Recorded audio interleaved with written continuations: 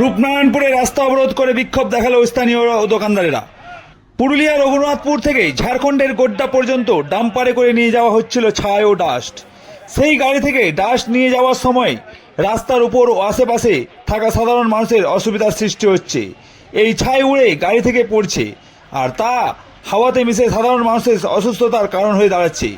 সেই কারণে আজ রবিবার দিন সকালে রূপনারায়ণপুর বিহার রোড এর সাধারণ মানুষ ও দোকানদারেরা এই গাড়িগুলিকে আটকে দেয় এবং রাস্তা অবরোধ করে বিক্ষোভ চালায়। জানা যায় যে ছাই বোঝাই গাড়িগুলি এই রাস্তা দিয়ে যাওয়ার কথা নয়, কিন্তু বেআইনিভাবে এই রাস্তা দিয়ে 100 থেকে 150টি ডাম্পার প্রতিদিন চলাচল করছে। তাই আজ রূপনারায়ণপুর বিহার রোডের রাস্তা আশেপাশে থাকা সাধারণ মানুষ ও দোকানদারেরা মিলে একত্রিত হয়ে এই ডাম্পারগুলি আটকে দেয় এবং পথ অবরোধ শুরু করে। এই খবর পেয়ে ঘটনাস্থলে আসেন রূপনারায়ণপুর ফাঁড়ির পুলিশ এবং গাড়িগুলিকে ফাঁড়িতে নিয়ে যাওয়া হয় বলে খবর।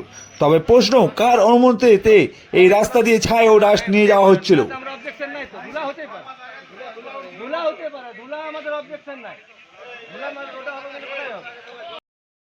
গাড়ি মারি ভাঙো, ড্রাইভারকে মারো, তবে ফাইসলা হবে, নাহলে হবে কি?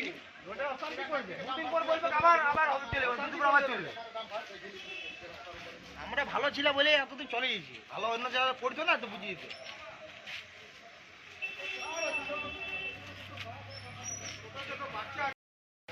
আবার এই ধুলাটা দিচ্ছে, ধুলা নাই হতেই পারে, ধুলাতে আমরা অবজেকশন নাই তো, ধুলা হতেই পারে, ধুলা হতে পারে, ধুলা আমাদের অবজেকশন নাই, ধুলা মানে ওটা হবে, কোথায় হবে?